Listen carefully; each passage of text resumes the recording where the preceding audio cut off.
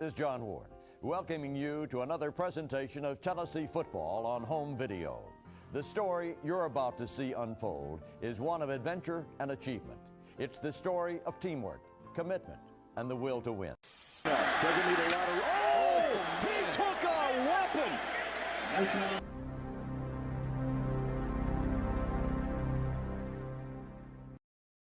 All right, y'all. Welcome back. I know that we just put a video out breaking down Tennessee's offense versus Georgia's defense. But there's some more things that I wanted to share with y'all. And also, I want for y'all to kind of chime in how you feeling about this matchup. Please make sure to like and subscribe to the channel. First and foremost, every time that I see Eric Berry laying out no Sean Marino for UGA, it just sends chills up my spine, man. It puts a smile on my face. And I'm not going to say that I'm jealous. It's because I'm happy for those of y'all that are going to get to be in Neyland. Watch us run through the T in our first SEC matchup. And this one, y'all, I mean, Georgia could tie our 9-game winning streak that we set back in the 90s.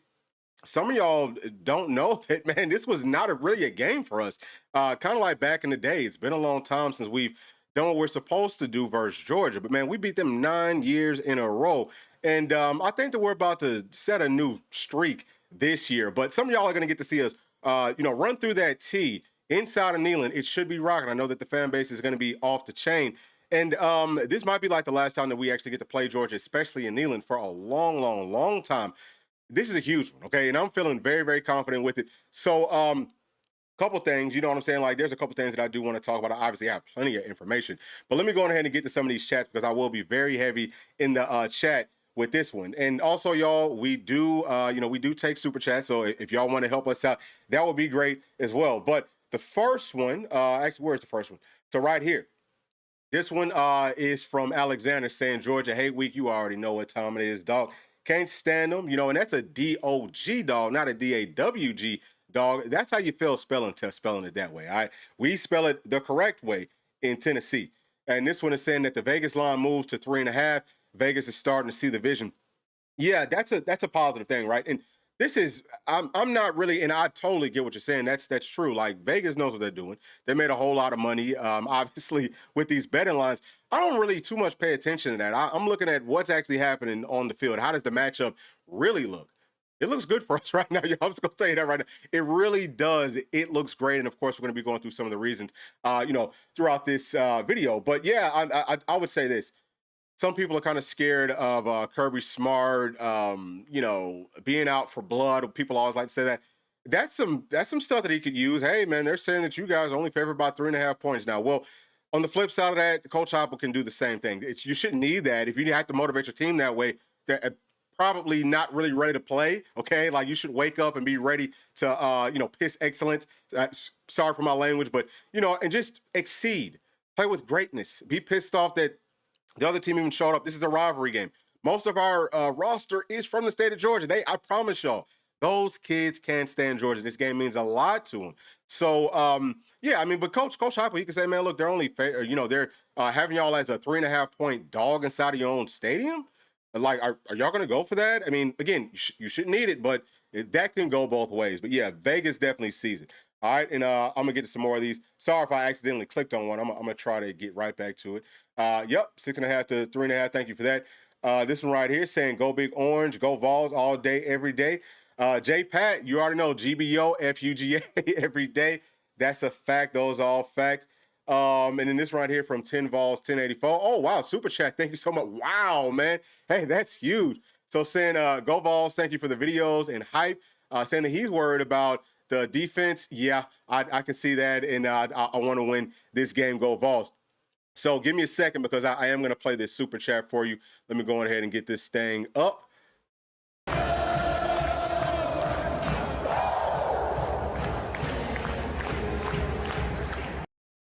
Wow, hey, man, that is huge. Thank you so much. All right, so let me get to this one right here from JPad saying that dog isn't the correct way for a ball. That's the leg humper spelling. 100%, that's a fact. Stingray, what's going on, Stingray? Saying or asking, where do I think that we need to focus on doing better for the defense? Are you saying for Tennessee's defense? If you're talking about Tennessee's defense, we will cover that tomorrow. I'm going to tell y'all something, though, just kind of like, early on in this process. I actually feel more confident with Tennessee's offense than I do with our defense right now, just based off of the matchup. And I know that might sound crazy because whenever you pull things up like this right here, you can see that, man, Georgia's their defense is very, very talented. It's been that way. It's not so much about the Jimmies and Joes, not necessarily. Now with Coach Heupel for like the first two, maybe 3 years, that was the issue. I mean, they had some dudes up front that were game records. Like their front seven was just ridiculous. But really, going back and breaking down film and all that type of stuff, it was more about their scheme and what they're doing versus Tennessee's scheme. Now that we've added the wrinkles, I think that a lot of the wrinkles that we added might have just been because of how Georgia's playing us.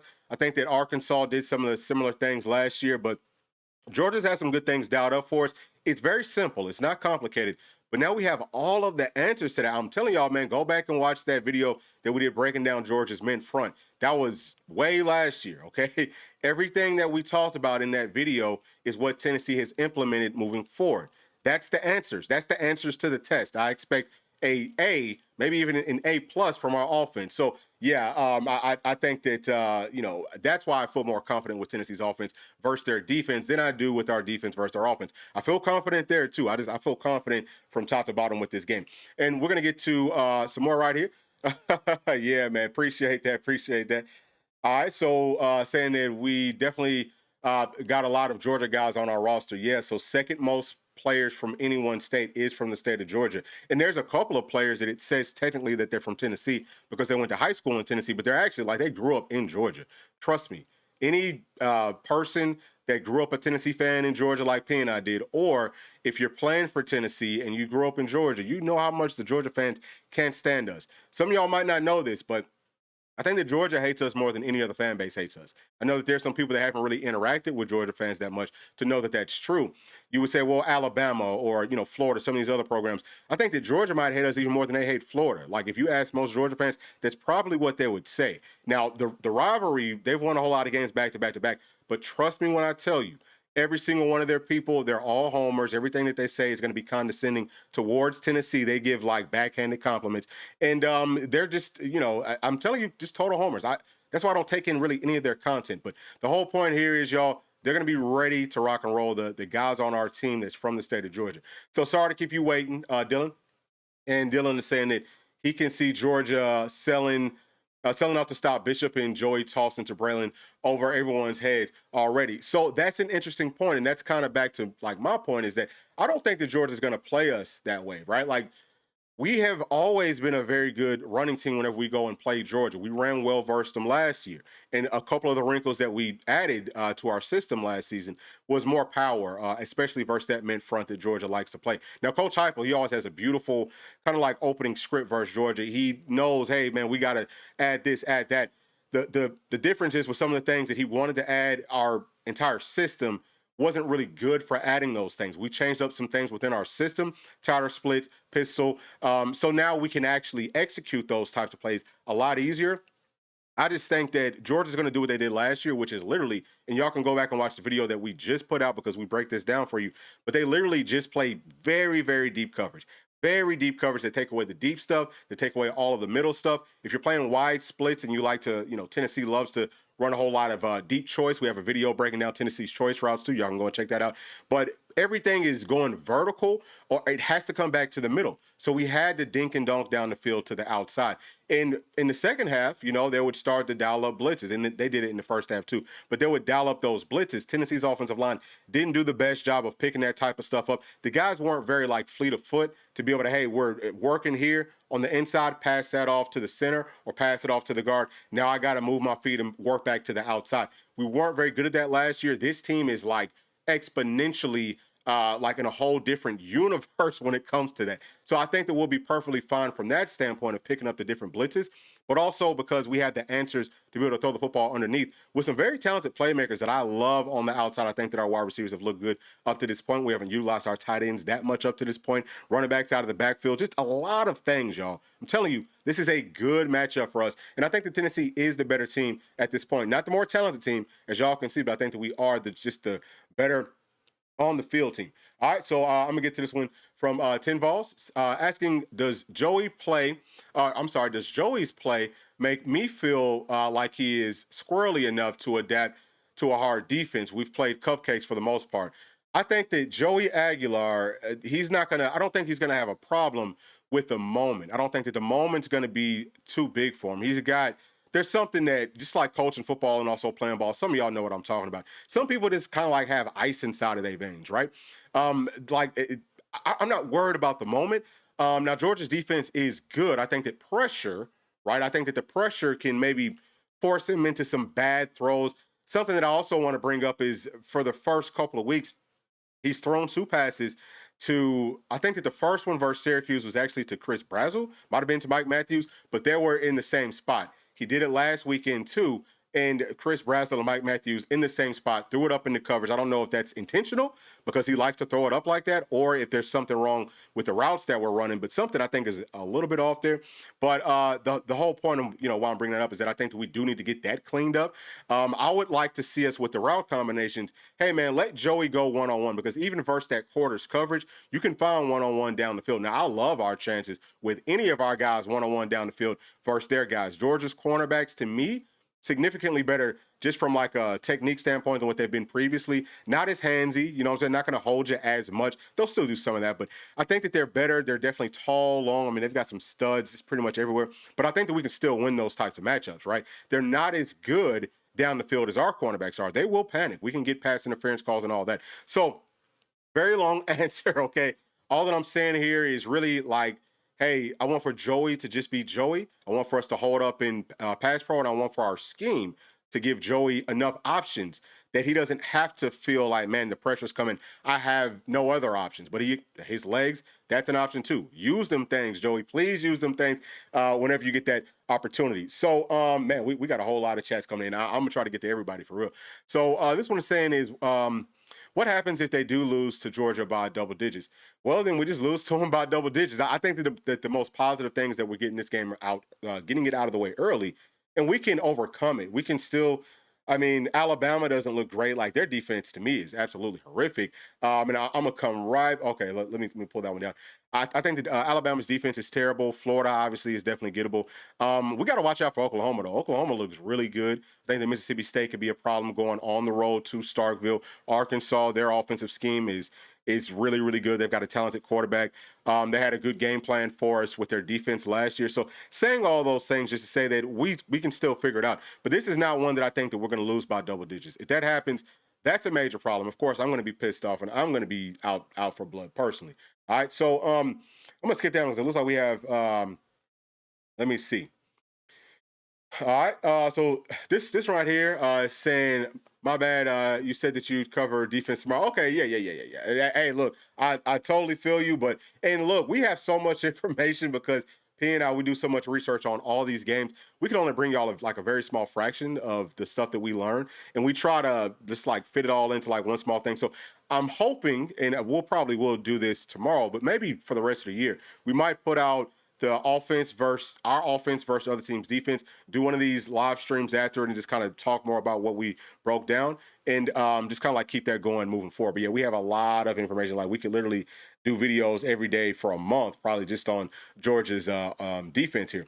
So this one from my dog. What's going on, bro? Hey, so from straight up Tennessee, this is Ruck, and y'all should go and check out his channel, and he will be joining us on our midweek chat coming up on Wednesday, and it's typically at 7:30. We might do it at a different time this week, so keep your eyes tuned to the channel.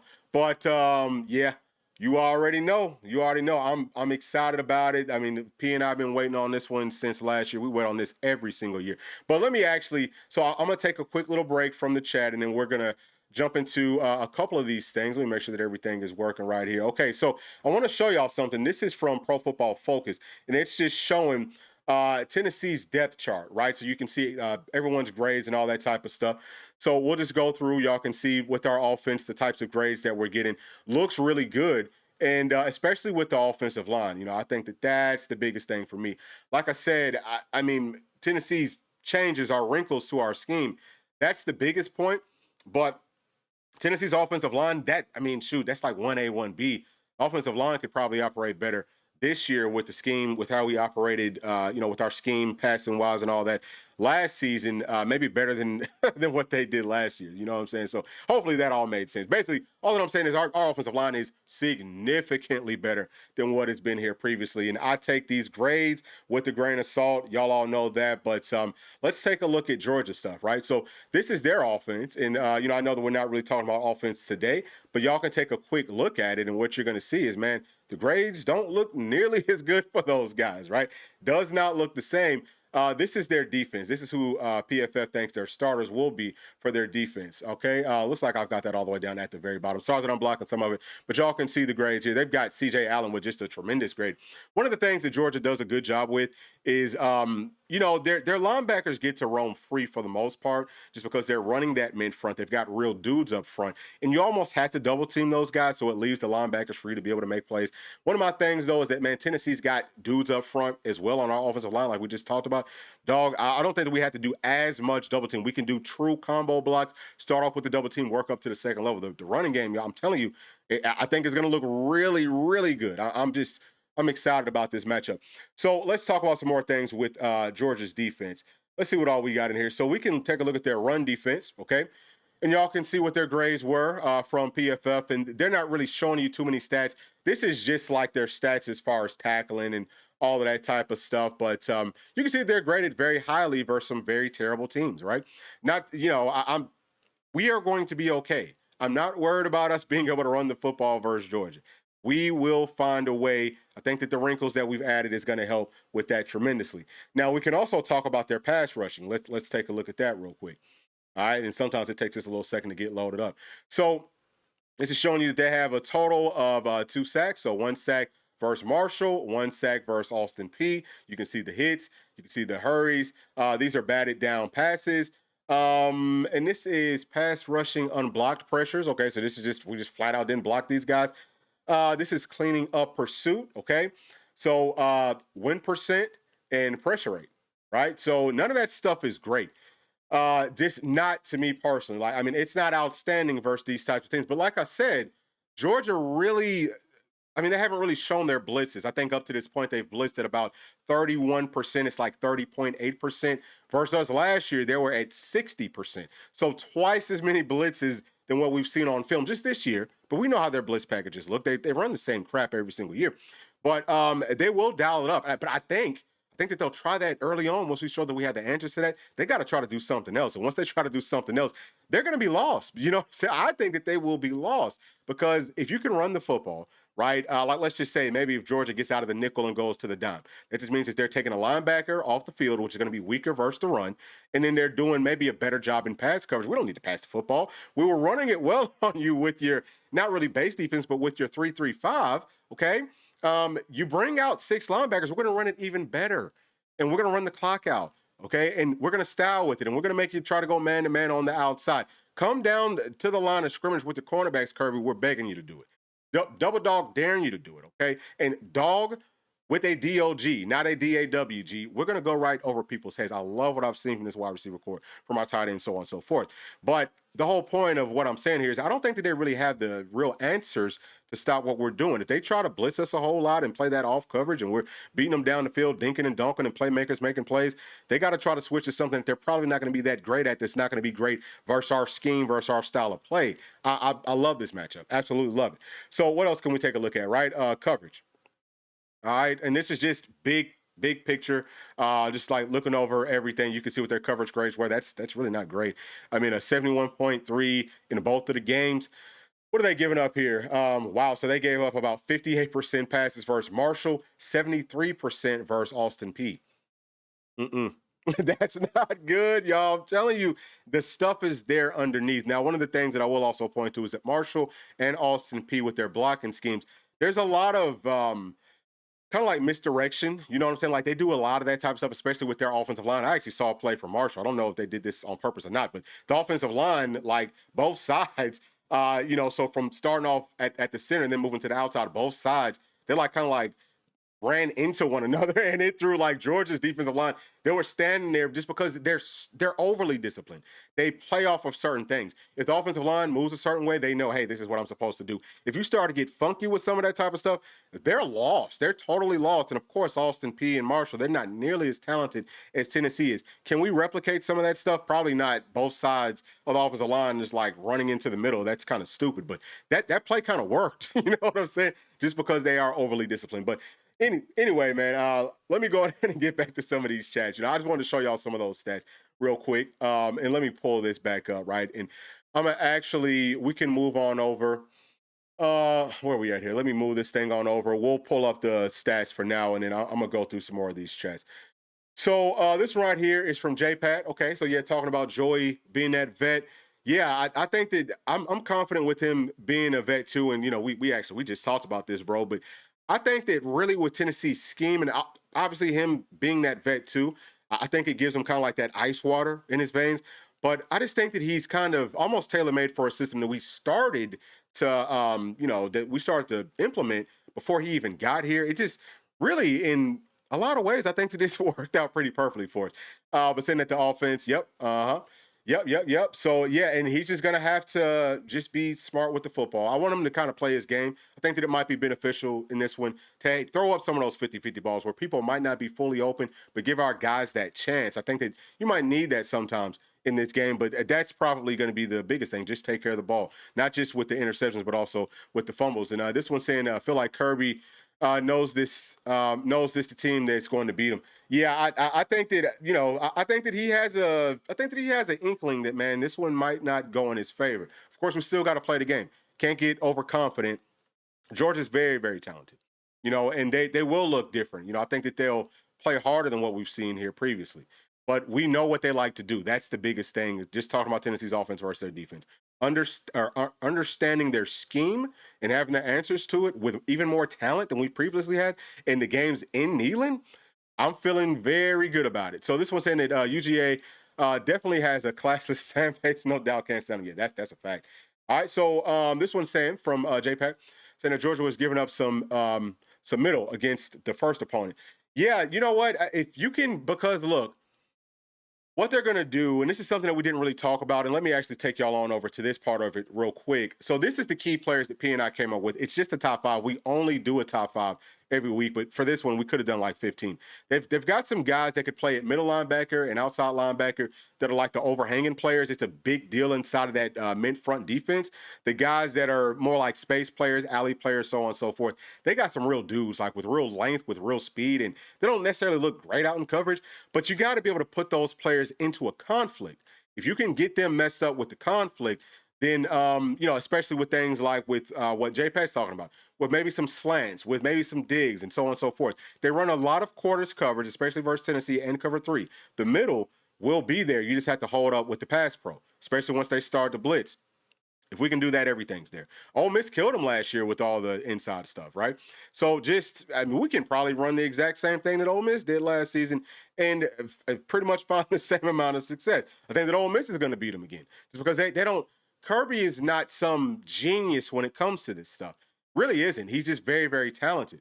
And we got some of these clowns out here saying that, man, in the history of college football, Tennessee's never signed a top 5 class. I guess that they don't know about the 90s. They don't know about the early 2000s. We signed a whole, but like we had one of the most talented teams every single year. And I love those staffs, but from an X's and O's standpoint, wasn't great. We were winning with talent. That's what Georgia's doing. It's pretty much the same thing. It's not, we can out-coach them. I think that's why Coach Former, I hate to say it, but I think that's why he was losing to Steve Spurrier so much, because Steve Spurrier, X's and O's wise, very good coach, also had very talented teams. But saying all those things just to say that, yes, you can out-scheme the hell out of Georgia because they're going to do what they do. We already know what it is. And just have the answers to it. They will have no answers on the flip side of it. All right. Yep. That's a fact. So let's keep it going. All right. Let's keep it going. All right, so this one right here saying from R. Ben in saying after watching your videos and watching the games, I've come to really trust your opinion and insights. Thank you for that. And that being said, tell me who wins this game. So I don't want to bury the lead, okay? I don't want to bury too much because we still have to put out content for the rest of this week. But we will tell you, at the end of the week, we'll give you like a score prediction and all of that type of stuff. But I think that if you've been paying attention to what we've been talking about over the course of this live stream, you can tell where that's headed. I think that you can tell where that's headed. And also, we did like a preseason going through Tennessee's schedule. I picked all the games that I thought that we would win and lose. I wish that I could go back and change it because I would probably have us winning even more games, feeling even more confident. But we have to see how it looks versus real competition. And this will be a real test. There's no question about that. All right, so those Georgia fans are fools and barking at kids. Yeah. Yeah, man, that's a fact. I have to deal with them all the time. And listen, I have some friends, like if your family and all of that type of stuff, everything's love there. But I'm not making no new friends that are Georgia fans. You got to get grandfathered in, and that's I really mean that. I can't even deal with it. We don't have a whole lot in common from that standpoint where we can even sit down and chop it up. That's really how I feel. Like, that's not an act. I can't stand Georgia. So this one is saying that our season can truly take off in such a positive. Okay, yeah. If we can just knock off Georgia at home, we really need this W. Yeah, I wouldn't, and I know what you're saying, and I think that you're right in a lot of ways. But at the same time, understand, man, the season's not over if we don't win this game. And I don't even like to speak on losing in a big-time game week. But I just wanted to throw that out there. Understand it, man. There's still a lot of season left. There's a lot of things that can still happen. The most important thing, well, for me, really the most important thing is always just to beat Georgia. But then after that, it's more about peaking at the right time and being in the hunt, or making it like being in the whatever top 12 to be able to make it to the playoffs. If you're peaking at the right time and you're in the playoffs, you can win the whole thing. That's outside of beating Georgia. For me, it's about winning the national championship, or at least having that chance to be able to get that done. Okay, so that's an interesting question. All right, so this one is from Dylan, saying, curious on my thoughts of Georgia's tight ends versus our backers. T-Lander got picked on by Oscar Delp last year. So we will talk about that tomorrow. We actually have another video that, we talked about Georgia's tight ends. I will tell y'all this here really quickly, that they haven't, I think P told me that yesterday, or not yesterday, but on Saturday, they didn't even really throw at their tight ends. Like, their tight ends had no stats. I think that that's intentional because they like to use their tight ends. They scheme them up really, really well, but we've seen that for such a long time, and now we have the talent for us to actually be able to hold up versus that. I'm just curious, what is Coach Tim Banks' game plan going to be? Will we maybe throw some different players in there in different situations, and will that work? I think we're going to have the answer for that, though, for sure. All right. All right, so this one's saying that if Tennessee runs wide splits, do I think they're screwed? No way. No way. Listen, it's not just about, and I'm not dogging on the wide splits, so I hope that y'all don't think that. We can still run them, and we will always run them, but it's just about being able to tighten things up and run some bunch. You got to have a change-up. You can't just do the same set thing, because there's a weakness in everything. With football, it's just like chess. There's a gazillion different ways for you to win a game. You just have to have answers. And now Tennessee has the answers. So tight splits is one of the answers. There's a lot of things, like running different personnel packages. That's a different answer, different route combinations, right? So all that I'm saying is last year we didn't really have that many answers. We actually, I talked about this earlier, but I think that last season Tennessee went down to Athens, Georgia, in a must-win situation for Georgia, took it to them. What was up? Did we get up by 17 points at one time in the game? We do a great job in the first half. Second half didn't look as great, but we were doing all those things last year, y'all, with pretty much one hand behind our back. We had pretty much one set thing that we did. We couldn't do too much else. Now we can do more things. So I just think that this offense is going to be way better than some of the experts thought. You know what I mean? People just don't know this team as well as we do because we follow it closely. It's hard for the national analysts to be able to follow every single team that closely. There's just not enough time in the day. But we know that we've got some real answers. All right. Hey, man, thank you so much for this one, bro. Yeah, Vols by Fitty. Love it. So let me play this clip for you.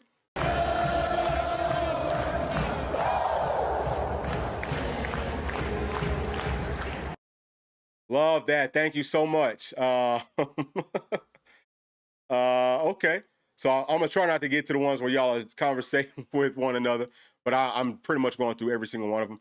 So if we lose to Georgia at home, then we have to go to Alabama or Florida and get the road W, no question. Yeah, there's no question about that. I think that we would have to do it.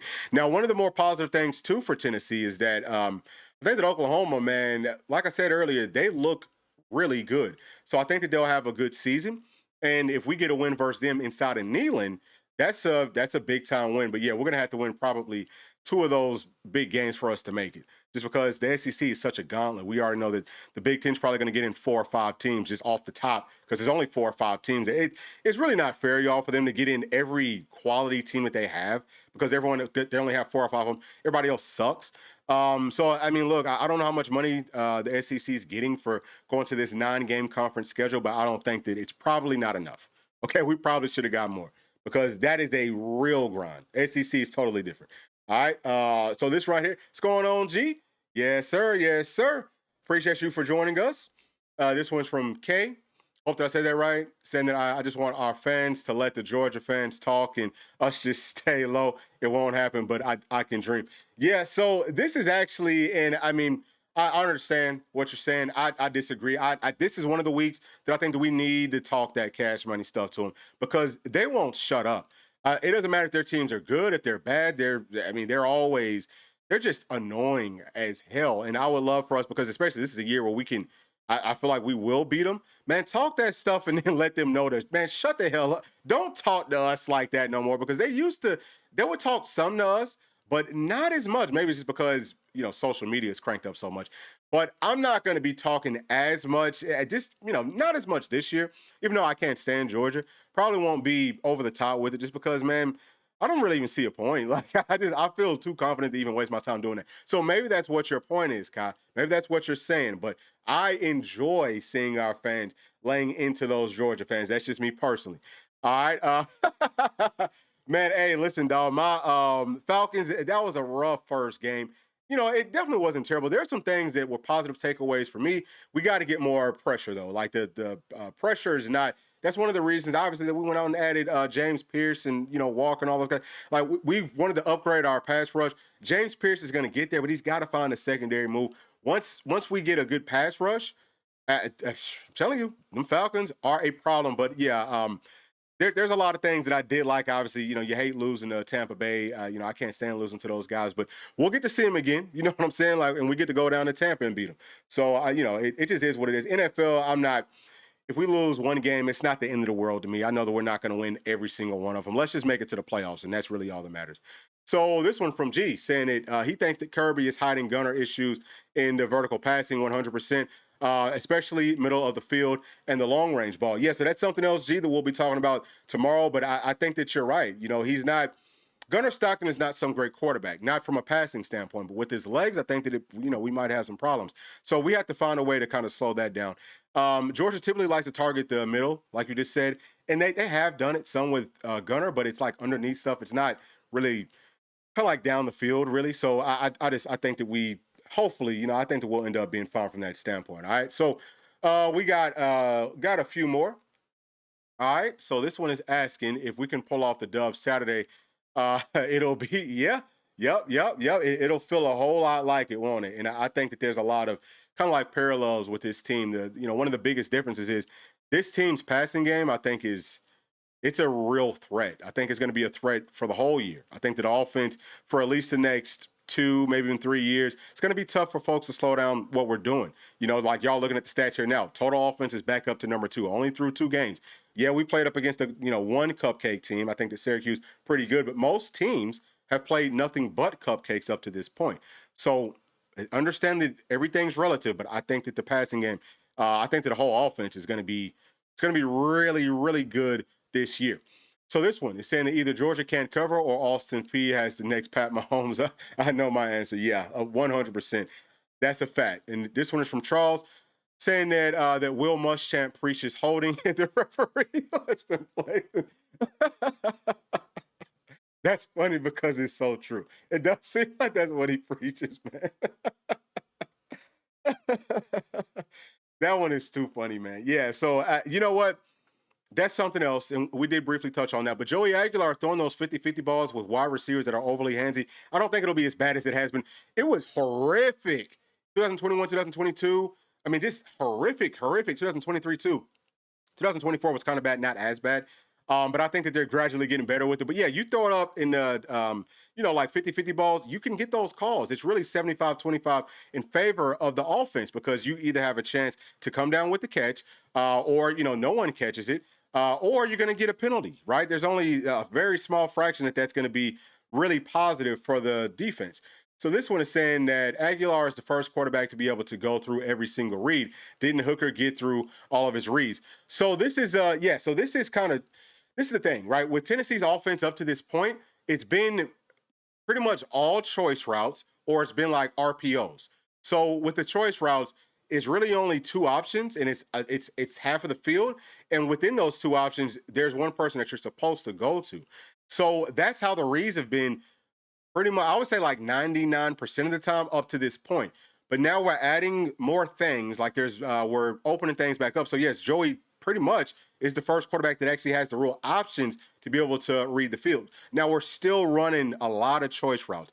And we pointed this out on Sunday, that Joey does a good job, even if it's just choice routes, of making it look like, hey, I'm actually reading stuff. So you'll see him glance over to one side really quickly, but he's just like looking things off, knows, hey, if I'm looking over to the left, I know that I'm coming back to the right, and I already know what the picture is pre-snap, so I pretty much know where I'm going with it. So it's those types of things that I think he does a really, really good job of. But this system, it hasn't typically asked our quarterbacks to go through true reads like what people think reads are. Now, in Georgia's system, it's more pro style, and this is something else, and we'll talk about this more tomorrow. But in their system, I think that they're called like a pro spread. Typically looks very pro style. This year, it looks more like a real like college offense. Doesn't look very pro style, but I think that says a lot about the confidence level that they have with Gunnar Stockton and with their offensive line too. There's some issues there as well. All right, but that was a really, really good question. All right, so this one's from Dylan. Saying that Hennon had a lot of half field reads. Yeah, so pretty much like I said, all of our guys, that's pretty much how this works. Even with the RPOs, it's like half field stuff. You know what I mean? All right, but with the tempo, yep, and that's the thing, is the Tennessee system looked different back then because teams played us differently. That's why, like, oh my gosh, so many people running wide open. Which we had some people running wide open last year, but not even close. I think that it was like, I've gone through and counted all the numbers, but I think that from 2021. If you look at 2022 versus 2024, they had like 3 times as many people running wide open than they had in 2024.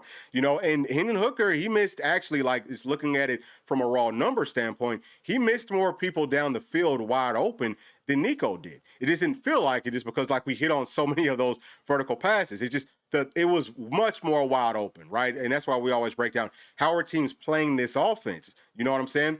But now we've got the answers so that we have the counters and all that type of stuff to it. All right, so, man, we got a whole lot of chats in here. I don't know if I'm going to be able to get through all of them. So Joey has not played anyone yet. Yeah, I mean, he played up against Syracuse. That's better than anybody that Georgia's played. So it's better than most teams have played. There might be a few teams you can say, hey, they've played in a big-time ball game. He hasn't played anybody. Well, all he's done is gone out there and looked great doing whatever he's doing. We can't change who he's playing. You know what I'm saying? Like, not after the fact. I think that he's played very, very well. So I'm going to give credit where it's due. Taking good care of the football. I think he's been accurate for the most part. Hasn't been perfect, but I don't really have too many question marks about Joey Aguilar. Like I said, hey, take care of the ball and just don't do stupid stuff. You're going to be fine, buddy. Hey, we've got a lot of talent around you. The offensive line is, I'm going to go ahead and say it, offensive line is a juggernaut. The offensive line is incredibly good. The type of passion and just everything that Tennessee's playing with, blocking wise, the wide receivers. There's a play. I wish that I would have put this in here so that y'all could see it. It was on social media after that Syracuse game. And I think somebody from 24/7 Sports had actually posted it, and he was talking about Braylon Staley. But, man, watch Chris Brazzell blocking on that play. Everybody, watch every single person. There's one person who didn't block. That was Mike Matthews, because he was, like, running a route. He didn't have to block. Watch everybody else, though. That type of dominance, dog, I mean, come on, stop it. I talked about the wide receivers. I love our starting guys. I think that Chris Brazzell's looking really good. Mike Matthews, Braylon Staley. We haven't utilized our tight ends as much.